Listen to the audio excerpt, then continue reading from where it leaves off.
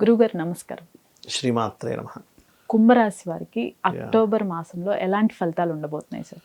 రాశిలోనే శని సంచారం జరుగుతుంది. సో ఇది కొంచెం సహజంగానే దీన్ని ఏంటంటే ఏలినాటి శని అంటూ ఉంటారు.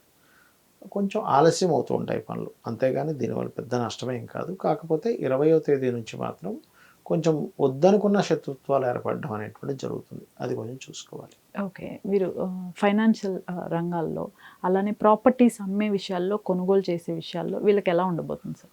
ఫైనాన్షియల్గా చూసుకుంటే సెకండ్ హౌస్ రాహువు. సో ఎప్పుడైతే రాహువు ఉన్నాడో విదేశీ ధనయోగం ఇస్తుంది ఇది సెకండ్ హౌస్లో ఉండేటువంటి రాహువు. అండ్ అలాగే ప్రాపర్టీస్ విషయం కనుక చూసుకున్నట్లయితే ప్రాపర్టీస్ కొంటారండి ఖచ్చితంగా ఈ టైంలో.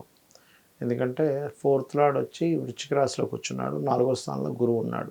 కాబట్టి ఎప్పటి నుంచో అనుకున్నటువంటి కొంత కళలు అంటారు వీళ్ళకి నెరవేరుతుందని చెప్పొచ్చు ఈ నెల. వీరికి ముఖ్యంగా హెల్త్ ఎలా ఉండబోతుంది సార్? బాడీ పెయిన్స్ అనేవి 28 నుంచి కొంచెం చూపిస్తుంది. కుంభం వారికి 6లో కుజుడు రావడం వల్ల కొంచెం సహజంగానే లగ్నంలో ఇప్పుడు రాశిలో ఏలినాటి శని సంచారం జరుగుతుంది. దాని మీద కుజుడు దృష్టి పడుతుంది. కాబట్టి ఏంటంటే శిరోవేదన, హెల్త్ ఇష్యూస్, అనవసరం గొడవల వల్ల మానసికంగాను శారీరకంగాను స్ట్రెస్ అవ్వడం ఇటువంటివి ఉంటాయి వీరికి. ఓకే. వీరికి మ్యారేజ్ విషయంలో అలానే సంతానం విషయాల్లో ఎలా ఉండబోతుంది సార్? మ్యారేజ్ విషయంలో సెకండ్ మ్యారేజ్ కోసం ప్రయత్నం చేసేటువంటి వారికి 17th నుంచి అయితే బాగుంది. నార్మల్గా అయితే 7th లార్డ్ వెళ్ళి 8th హౌస్లో ఉండడము, 8th హౌస్లో గ్రహణం పట్టడము, వీటి వల్ల ఏంటంటే నన్ను అడిగితే కాస్త మ్యారేజ్ విషయంలో ఇప్పట్లో మాట్లాడకపోవడమే మంచిది వేరు. బట్ 8th హౌస్లో గ్రహణం అనేది న్యూట్రల్గా ఉంటుంది, ఎప్పుడు కూడా పాజిటివ్ కాదు నెగిటివ్ కాదు అన్నట్టుగా ఉంటుంది. So don't worry. బట్ ఏదైనా ఒక 40 days తర్వాతే మాట్లాడుకోవడం మంచిది వీరి మ్యారేజ్ విషయాల్లో. ఓకే. వీరికి జాబ్ అలానే బిజినెస్ రంగాల్లో ఎలా ఉంటుంది సార్? జాబ్ కనుక చూసుకున్నట్లయితే వీళ్ళకి banking, revenue departments, police department, security related ఇట్లాంటి వాటిలో బాగా రాణిస్తారు చెప్పాలంటే జాబ్స్ విషయంలో. అండ్ అగ్రికల్చర్ రిలేటెడ్ సంబంధించిన వ్యాపారాలు ఇట్లాంటివి బాగుంటాయి వీరికి. బిజినెస్ అదే agriculture related and organic related సంబంధించినవి. అండ్ స్కూల్స్, కాలేజెస్, ఎందుకంటే గురువు చతుర్థంలో ఉన్నాడు, లాభాధిపతి వచ్చి అట్లాంటివి ఏమైనా కొత్తగా చేయడం, ఇంట్లో నుంచే ఆన్లైన్లో ట్యూషన్స్ చెప్పడం ఇట్లాంటివి బాగా రాణిస్తాయి వీరికి. ఎడ్యుకేషన్ రంగంలో ఎలా ఉండబోతుంది సార్? ఎడ్యుకేషన్ హౌస్లో గురువు ఉన్నాడు అండ్ శుక్రుడు లాభస్థానంలో ఉన్నాడు, 4th లార్డ్ 10వ స్థానంలో ఉన్నాడు. కాబట్టి ఎడ్యుకేషన్ పరంగా బాగానే ఉంటుంది.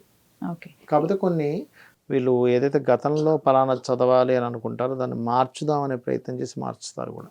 ఓకే. ఈ రాశివారు ముఖ్యంగా తీసుకోవాల్సిన జాగ్రత్తలు అలానే పరిహారాలు ఏంటి సార్? జాగ్రత్తలు అంటే ఒకటే, వాహనాల మీద వెళ్ళేటప్పుడు కొంచెం జాగ్రత్త తీసుకోవాలి. పూర్వీకుల ఆస్తులకు సంబంధించిన విషయంలో జాగ్రత్త తీసుకోవాలి. పరిహారాలు అంటే విష్ణు సహస్రనామాలు చదవడం చాలా మంచిది వీరికి. చాలా మందికి కూడా ఈ రాసులు అనేది పర్టికులర్గా ఈ రాశి అనేది తెలియదు. గోచారాలని అనుసరించి మిగతా వారు ఎటువంటివి చేయాల్సి వస్తుందంట? మీరు చాలా మంచి ప్రశ్న వేశారు ఇక్కడ. ఎందుకంటే కొంతమందికి రాశి, నక్షత్రము ఇవేవి తెలియదు, లగ్నం ఏం తెలియదు. అలాంటి వారు ఈ సమయంలో పర్టికులర్గా ఇప్పుడు మనకి 20వ తేదీ నుంచి కుజుడు మారుతున్నాడు. ఇది దేశవ్యాప్తంగాను ప్రపంచవ్యాప్తంగా అనేకమైనటువంటి విషయాలను చూపిస్తూ ఉంటుంది.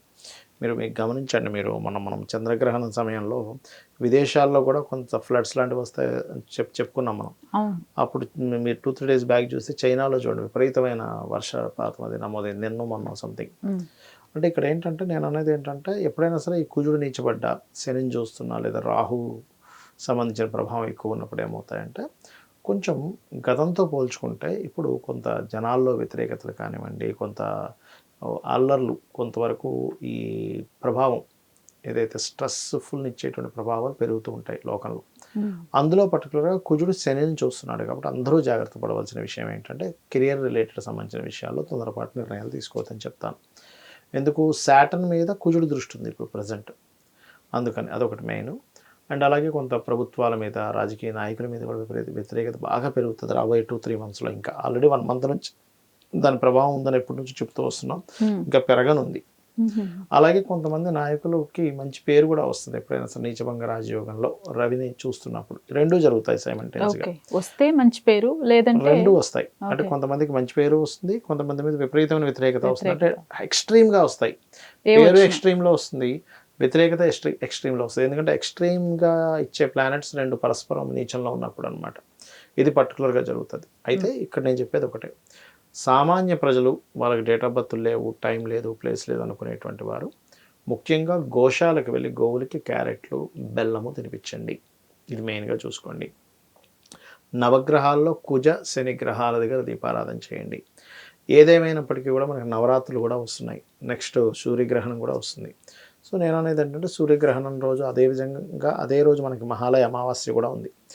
మహాలయ అమావాస్య ఉన్నందుకు పితృదేవతలకి పిండ ప్రదానాలు, లేనట్లయితే తిలలు వదలడము, లేనట్లయితే స్వయం పాకం ఇవ్వడము చేయండి. రెండవది ఏంటంటే దేవీ నవరాత్రులు వస్తున్నాయి కాబట్టి మనకి ఖచ్చితంగా వీలున్నంత మటుకు నవరాత్రులు చేసుకోవడానికే ట్రై చేయండి. బికాజ్ ఆఫ్ యమద్రంష్టికలు అంటారు ఈ సమయాన్ని. అంటే యముడి యొక్క కోరలు తెరిచుండేటువంటి కాలంగా చెప్తూ ఉంటారు. అంటే మీరు గమనించినట్లయితే ఈ సమయంలోనే కొంచెం బాగా ఏజ్డ్ పర్సన్స్ కావచ్చు, కొంచెం రోగంలో ఉండేటువంటి వారికి కావచ్చు ఎఫెక్ట్ ఇస్తుంది. అందుకని నవరాత్రులు చేసుకోమని చెప్తారు. నవరాత్రులు కనుక ఎవరైతే చేస్తారో వాళ్ళకి అమ్మవారి రక్షణ ద్వారా ఈ ప్రభావం అనేటువంటి తగ్గుతుంది.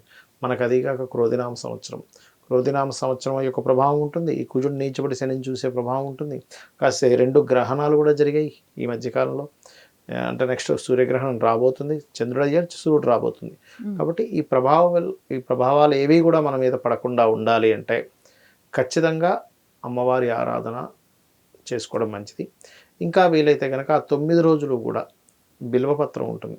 బిల్వపత్రానికి చందనము అంటే ఎర్ర చందనము రాసి దాంతో కనుక అమ్మవారి ఆరాధన కనుక చేసుకున్నట్లయితే బాగుంటుంది. సరే, ఇప్పుడు మీరు చెప్పినవి సరిపోతాయా, లేకపోతే పర్సనల్ చార్ట్ ఏమన్నా చూసుకోవాల్సి వస్తుందా? ఎప్పుడైనా అమ్మ గోచారం అనేది ఒక 10% 15% ప్రభావం ఎప్పుడు కూడా. ఓకే, ఎప్పుడు పర్సనల్ చార్టే. ఎందుకంటే చూడండి, ఒక వ్యాపారంలో కొంతమంది బాగా రాణిస్తే కొంతమంది రాణించరు. ఎందుకు అంటే దానికి కారణాలు అనేకం ఉంటాయి. కానీ ఆ పర్సనల్ చార్ట్లో ఈ వ్యక్తికి వ్యాపారం యోగించే జాతకాలు బాగా యోగిస్తాయి.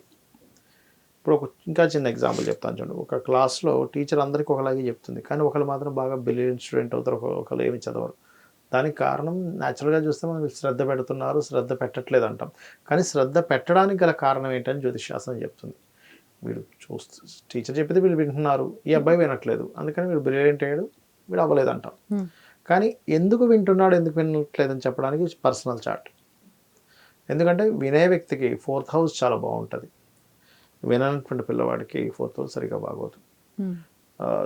ఒక స్కూల్కి తీసుకెళ్ళి మనం అందరి డేట్ ఆఫ్ బర్త్లు తీసుకొని అందులో క్లియర్గా డే టు టైం ఉంటే వీళ్ళు బాగా చదువుతారు, వీళ్ళు బాగా చదవరు అని చెప్పేసి ఒక చార్ట్ చూసి మనం అంటే ఏమిటి, దీని అర్థం ఏమిటి, మన పర్సనల్ చార్ట్ మన పూర్వజన్మ కర్మతో సంబంధం కలిగి ఉంటుంది.